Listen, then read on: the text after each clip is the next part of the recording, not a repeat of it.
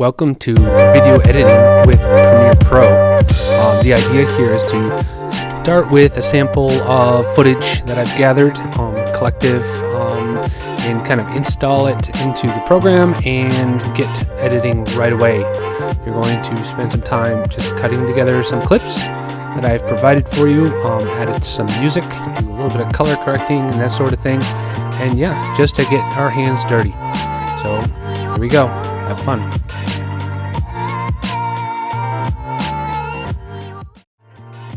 Before we begin, we need to structure where we're going to put our content, where we're going to get our content from, and that sort of thing.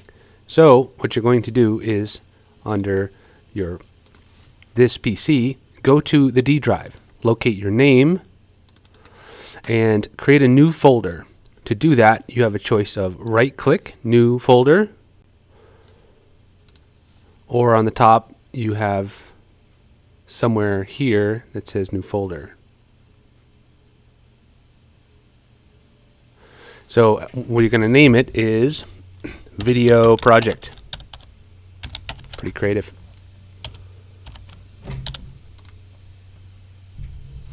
Double click in there and you will see you have a space for gathering content and or placing your project. The program we'll be using is called Adobe Premiere. This is under the Creative Cloud. And so if you search for it, it will be here, Adobe Premiere Pro 23, and that's what you're going to click on.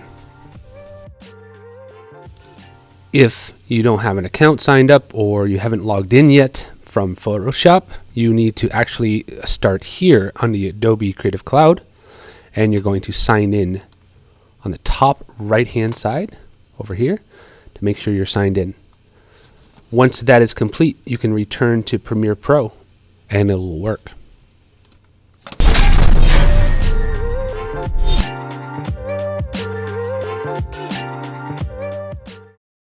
We're going to new project, give it a name. We'll call this one Video Montage.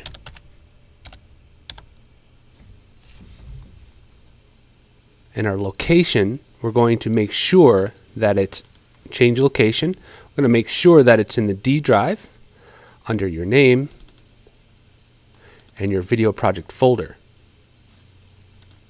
So you should see the name of the project and the folder it's going to, and then at the bottom right, click Create.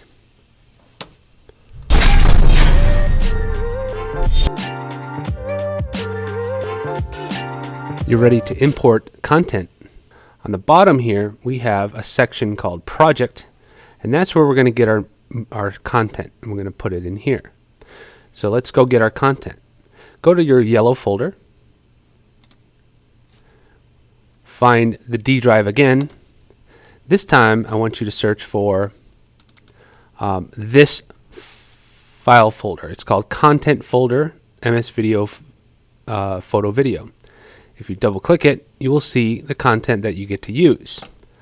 For this tutorial, I'm going to drag in some sample work so that you can then choose your own at some point. So I'm going to take this one here, this drone footage, and I'm going to go to Frontier Life.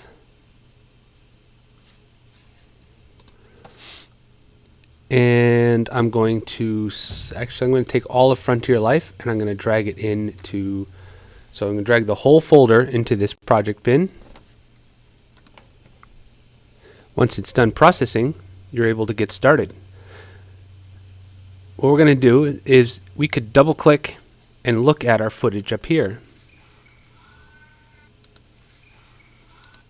Okay, one method for adding footage to our timeline is to then press these buttons over here, but I'm going to propose another idea. Drag, this is my workflow, so let's try it out. So I'm going to take this file and drag it down to this here new bin. Okay, if you can't see it, you have to make it stronger, so you make it longer. So it's a new timeline. So what happens is now we have this timeline, and anything we drag onto that timeline, I'm going to rename it Timeline Project. Right? So it says timeline project right there. Anything I drag onto this timeline will be my video. And the beauty of that trick of dragging it here is that it formats it to the correct size. So that's kind of nice. So we can continue on looking through our footage.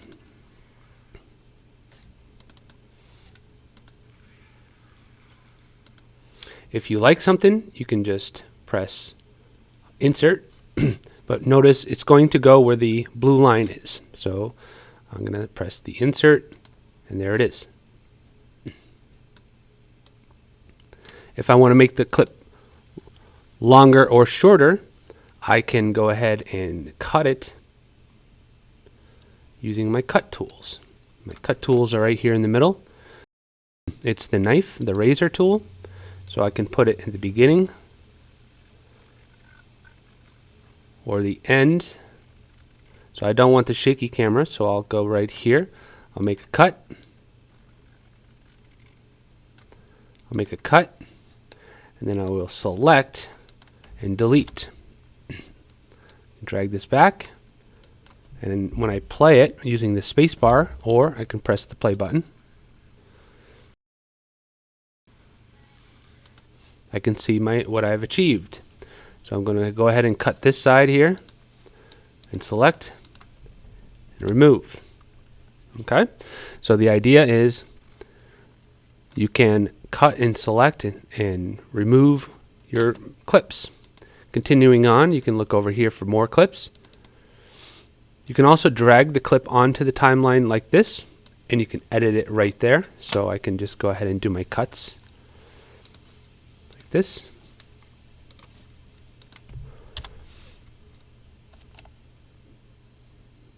Keep what I want.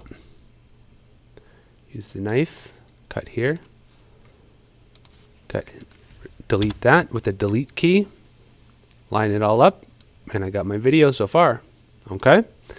If you have a longer clip, right? So in this case, the drone clip is very, very long, and it involves a whole bunch of different already clipped together content. You are not allowed to use this clip in total sequence. You need to chop up what you need. So in other words, if I want this right here, I'm going to go ahead and take the knife. I'm going to click here. I'm going to select the front part here, delete it, bring it back to my timeline. And then where it ends, I'm going to take the knife and cut it. Maybe I want some more of this, so I'm going to look through it again. I kind of like this shot here. Right, let's see this one right here. This one, I like that little fly up. So what I'm going to do is I'm going to another thing I can do is see where the blue line is. I can grab this end, and it makes a hook. It snaps right to that line, so it's much easier to cut that out. I'm going to play this section here with the space bar. Stop it. Oh, and I can use my arrow key to go back a little bit. Tap, tap, tap, tap, tap, tap. There we go. And then I'm going to hook the other side, and then I have my clip. So that's another quick technique that works for me a lot. It's just hooking. If you make a mistake, you can unhook it, right? You can bring it back. But I don't want to do that, so I'm going to undo. So here's my clips so far. All right. So putting together your video is done like that.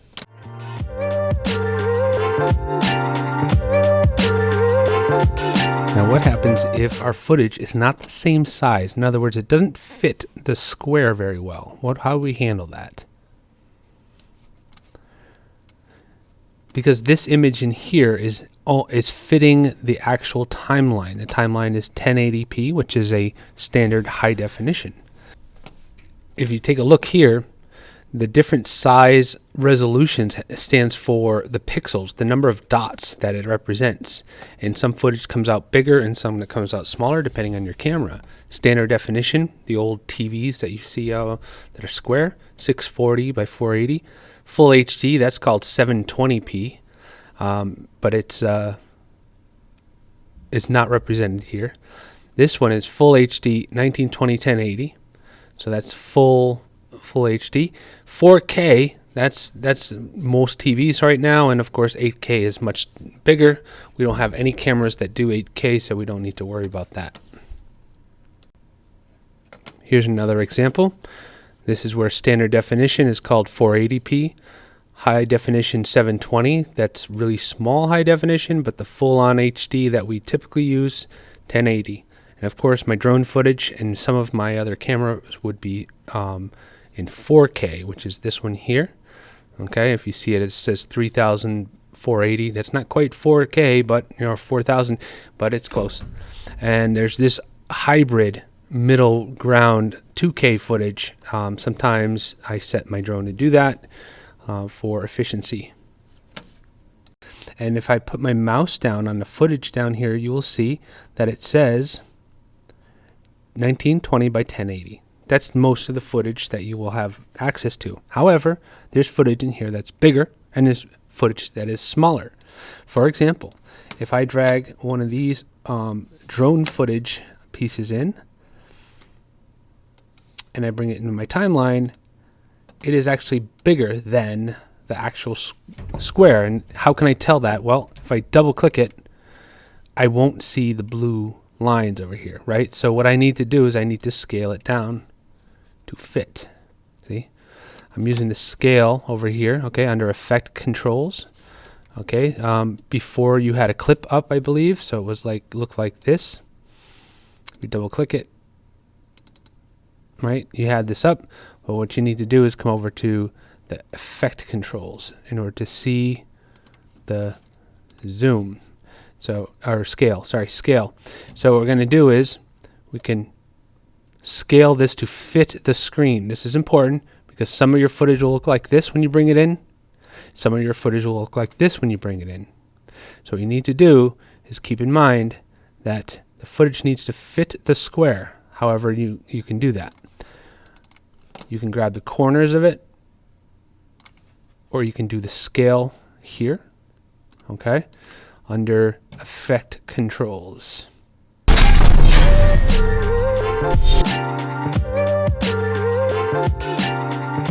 Next, we need to get some music.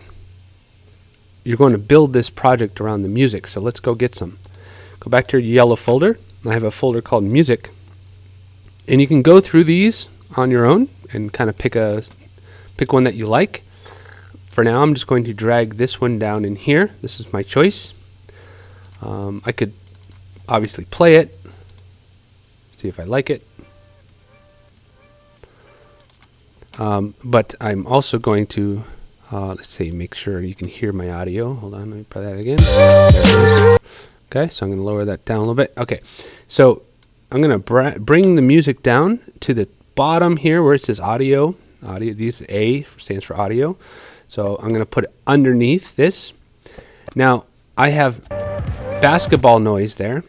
So if I don't want any of the sound, which is probably your case, you can go ahead and jump on top of that later like that and crush it. But we don't want to do that because we're bringing in more clips.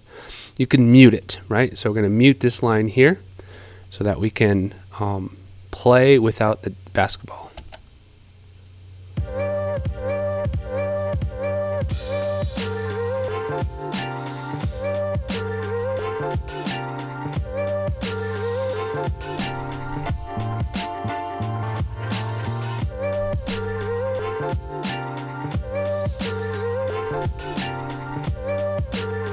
Okay, next you're going to complete the length of the song with any number of clips. Try to keep a nice variety in there, however you wish.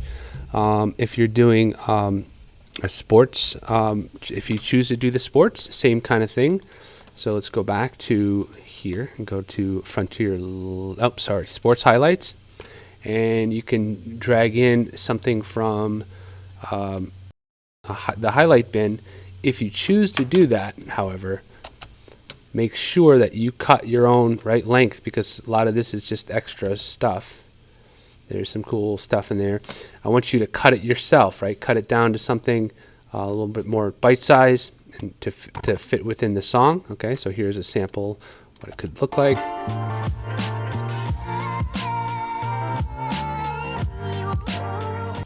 So I would probably cut out all the slow-mo stuff for this particular thing. Just keep all the fast stuff, cut out the slow-mo. And then when you're done with that, you can decide if you would like to put on effects.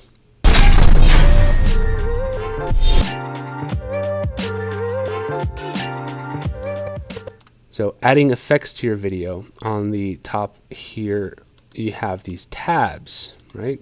And you can scroll with the scroll mouse wheel to see them. All right, so in this case we're going to go to effects. Here we are.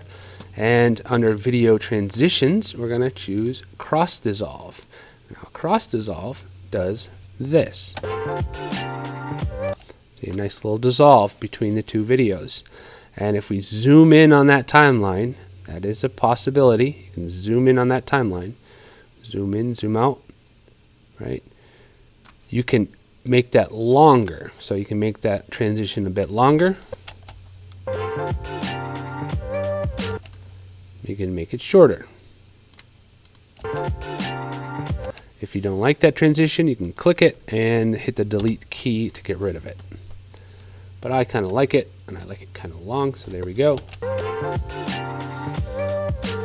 All right.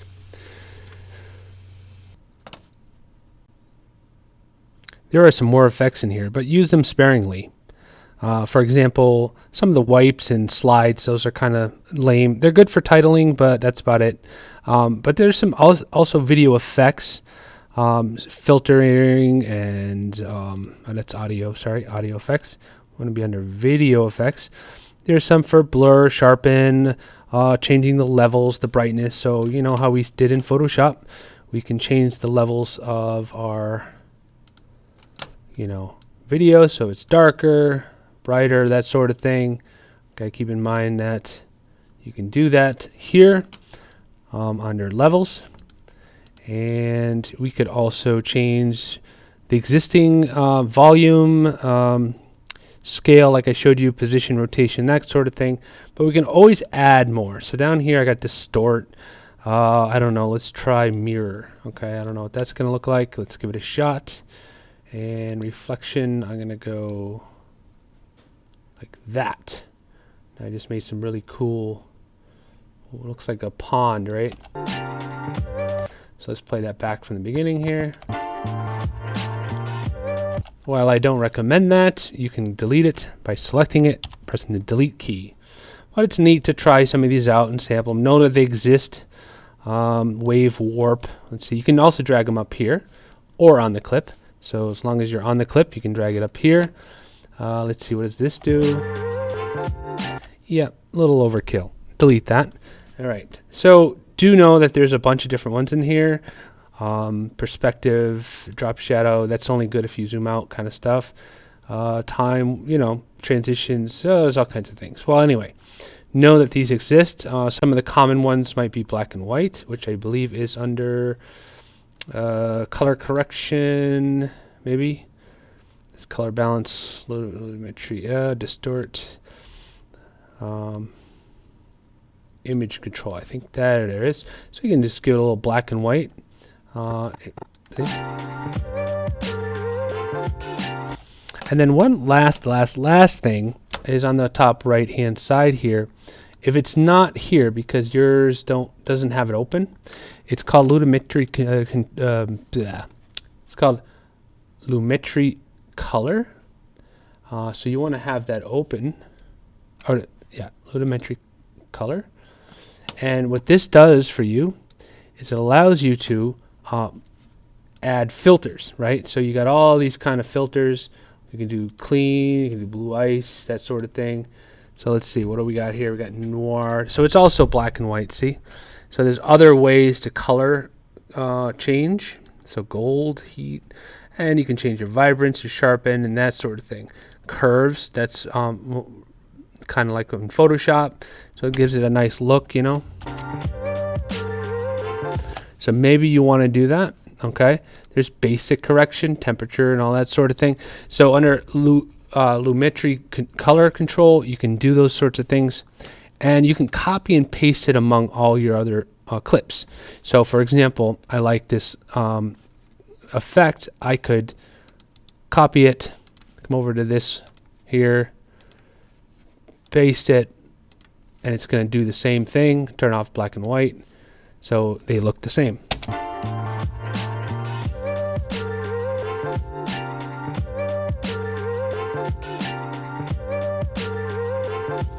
Okay, so again, that's under window, and it's right here, Lumetri color, and it shows up over here. Okay,